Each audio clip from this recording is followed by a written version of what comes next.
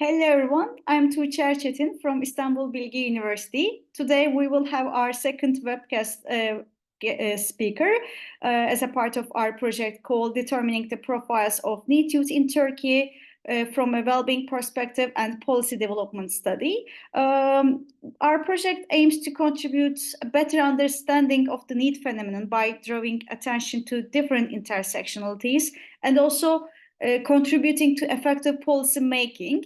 Today, our guest speaker is Maria Fernandes-Jesus from University of Sussex. She is also member of course action called Rural NEET Youth Network, and also she is working group leader for Rural NEET Social Networks and Social Inclusion. Welcome, Maria. Thank you. Thank you. Thank you for the nice presentation and for the invitation to be here.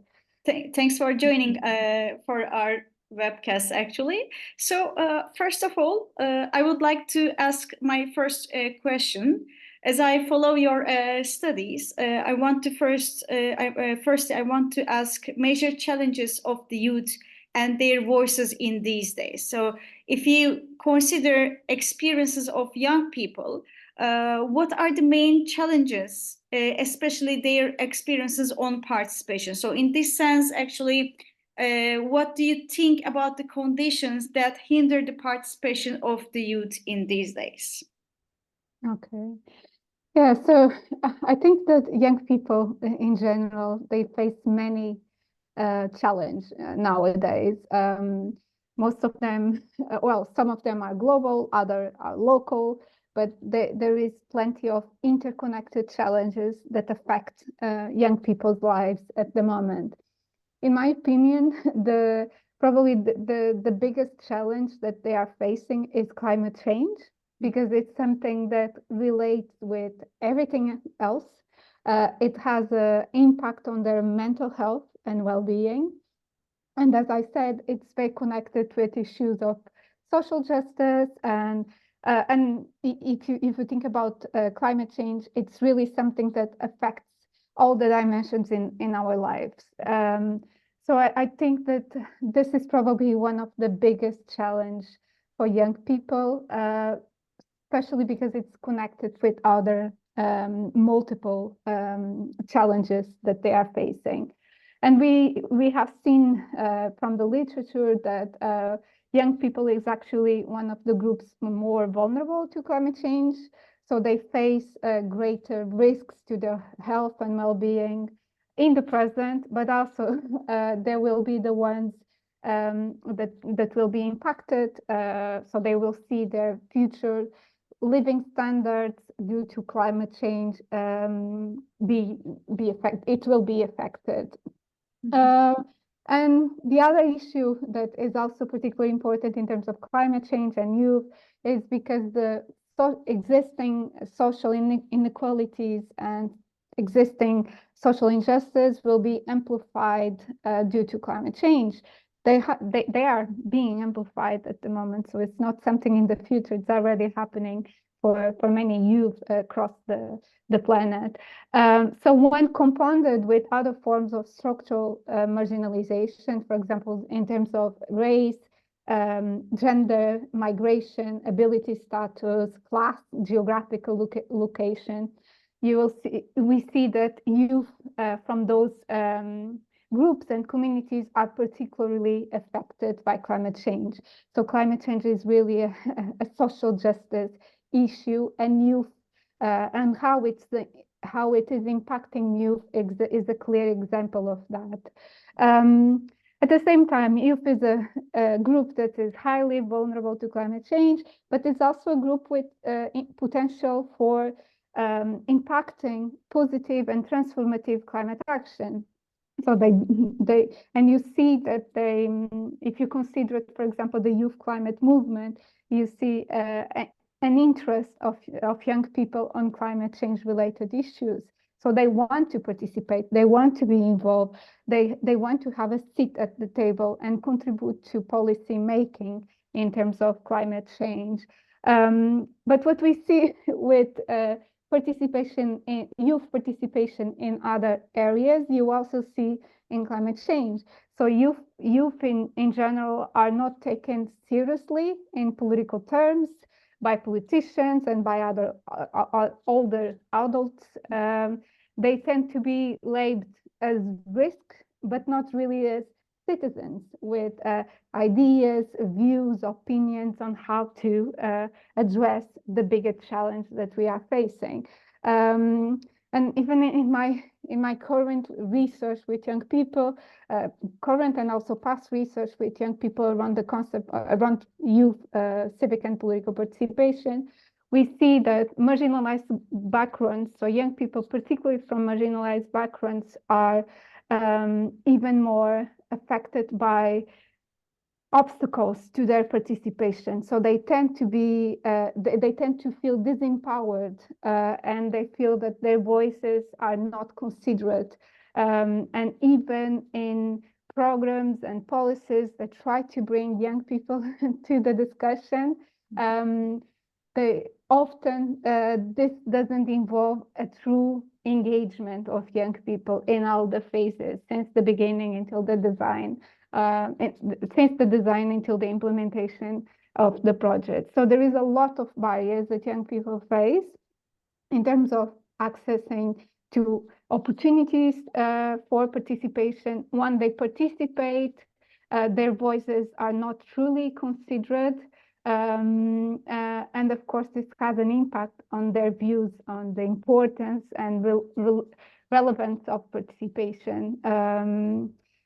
And I think that probably the biggest challenge with participation is also in terms of the existing inequalities in youth participation. So it's not,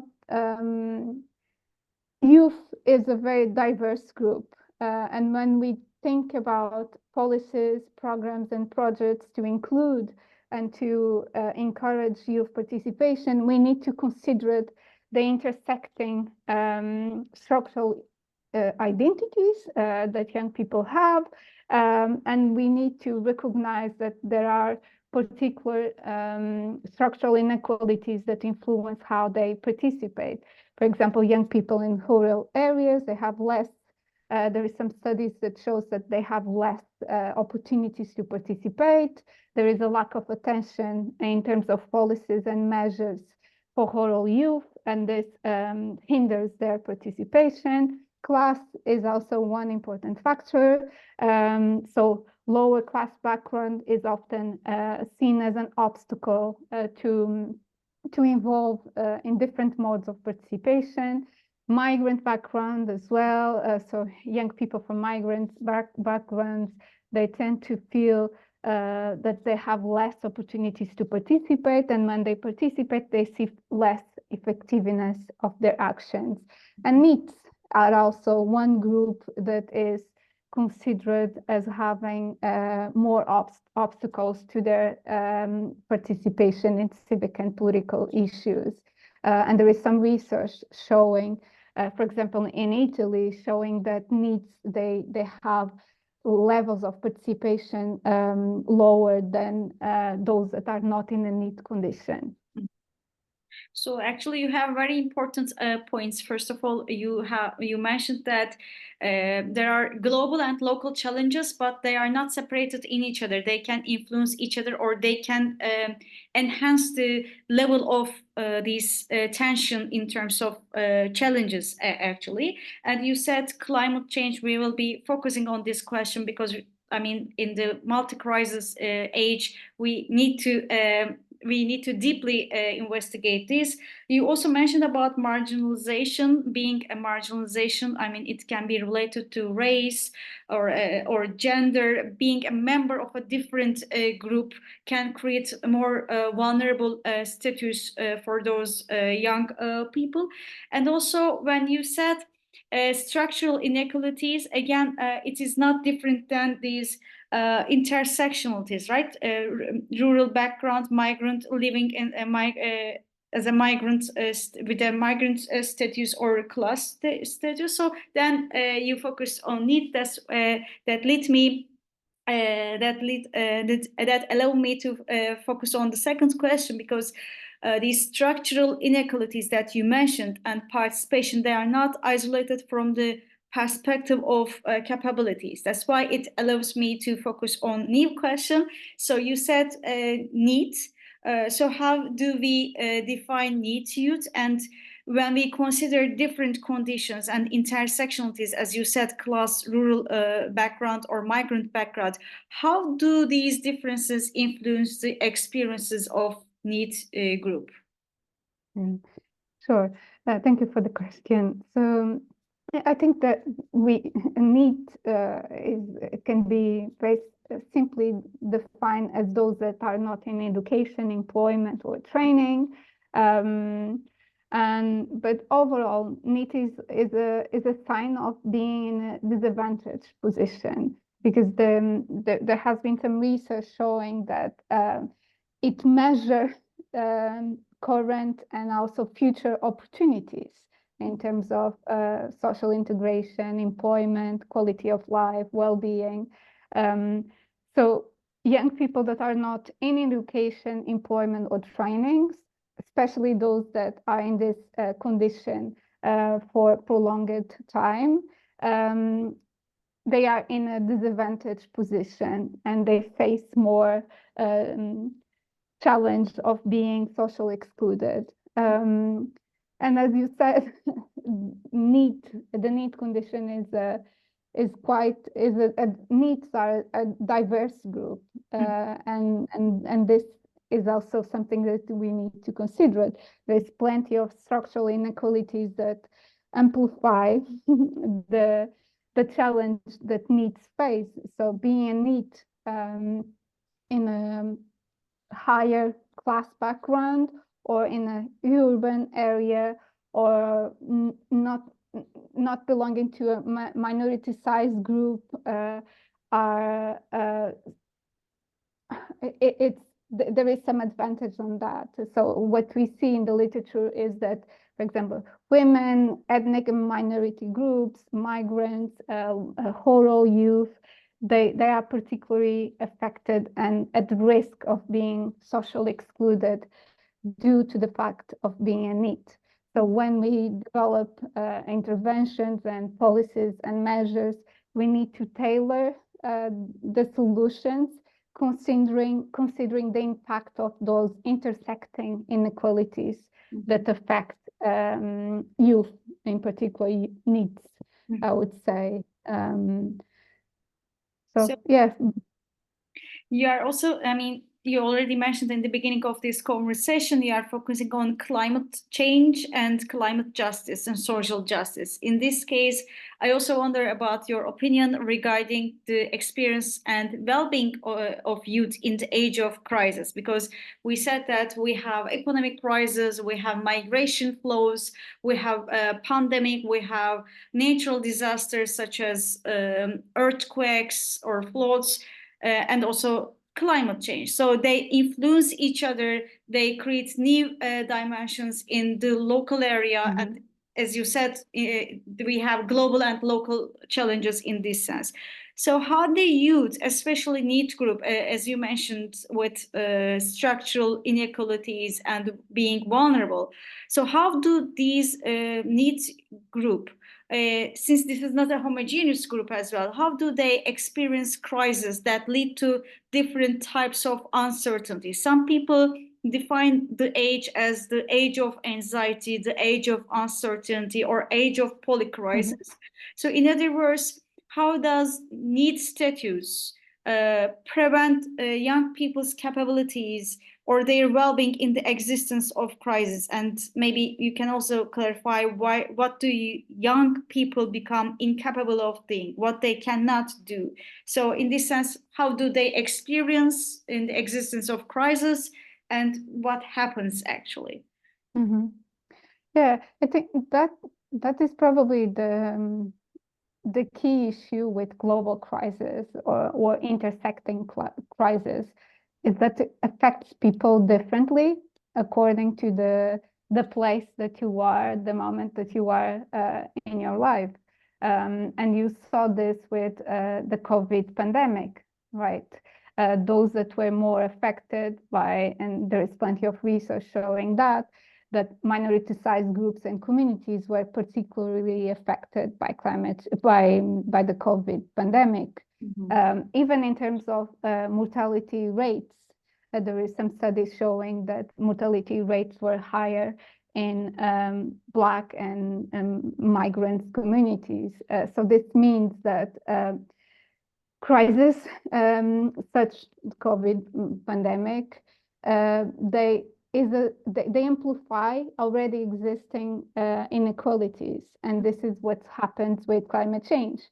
So those that are already more vulnerable, they are more exposed to climate change impacts, and at the same time they have less resources to deal with climate change, to deal with the impacts that they are facing. So what's this intersectionality of crisis and the poly crisis is creating is amplifying social injustice and social inequalities. And of course, youth, particularly from marginalized groups, will be the ones more affected, or one of the groups more affected. There isn't much research on NEET and climate change, and I think that's something that would be interesting to explore in future research. And even around young people from marginalized backgrounds or young people from countries in the global south, that those groups are the ones that are particularly affected. They are the more affected, but their voices are also excluded in research. So we don't have much research on that, on how young people from migrant and Black communities, for example, are experiencing climate change, how they experience other crises, and the same around needs. So there is a lack of information on how they are experiencing the multiple and intersecting crises that we face nowadays. But there are some signs that shows that they are being affected, right? And if you think in terms of young people levels of mental health, and even in terms of young people levels of eco-anxiety, this has increased. For example, there is a global survey that was conducted 2 or 3 years ago showing that a huge percentage of young people are experiencing anxiety related to climate change. And I would say that this is not surprising. It's a sign that they are aware of the huge impacts that climate change and other compound crises will have and that are having in their lives. And we need to consider that. So those poly crises are really affecting youth mental health. And as I said, there is some research already showing that. And of course, if you are coming from a marginalized background, you will be facing even higher challenge, and your mental health will be also more affected. Because being it is considered to be a disadvantage. So if it's a disadvantage, it means that you have less resources, less opportunities to deal with the impacts of the multiple crises that you face. And when you don't have resources, this leads to more discrimination, more exclusion, and lack of ability to deal with the issues that you are facing. So also, I mean, you underlined the significance of lack of information. In this sense, I mean, these, let's say, media or the media sources, they do not create easier potentialities to get information. There is also misinformation or disinformation while we are having those crises that create more difficulties in terms of getting information to know and to evaluate or to receive a framework of those information. So that's why it's also there are individual dimensions and also macro and meso level factors that influence and create more vulnerability in this sense. So I have more difficult question. This is a follow-up and the last question. So I will ask your suggestions, your personal recommendations. I mean, what would you recommend for more inclusive interventions and policies to allow more youth empowerment and resilience against crisis or maybe social injustice, as you emphasize? Mm-hmm. Yeah, I'm not sure if I have examples of interventions or policies that are particularly great, but I would probably focus on two dimensions or aspects that I believe they are critical, they are necessary to ensure youth empowerment against multiple crises. And I think that the first one is the need to have an intersectional lens at various levels. So we need to design, to think about policies, programs, projects that recognize that young people are a diverse group and that they face quite different challenges. So we need to consider that and tailor our interventions in a way that reduce inequalities and social injustice, also in terms of participation. So we should design policies that bring young people, particularly from minoritized backgrounds, from different genders, different ethnicities, to the table. And so this is critical. So intersectional lens and everything that we do, in my view, is needed when we work with young people. And it relates with the second thing, that is how we tend to design programs and policies. And I believe that we need more participatory and co-production approaches. So we have to involve young people in the design of the interventions, in the design of policies, in the design of measures. And since its beginning, consultations, only as involving young people at the final stages of the project, when everything is already decided.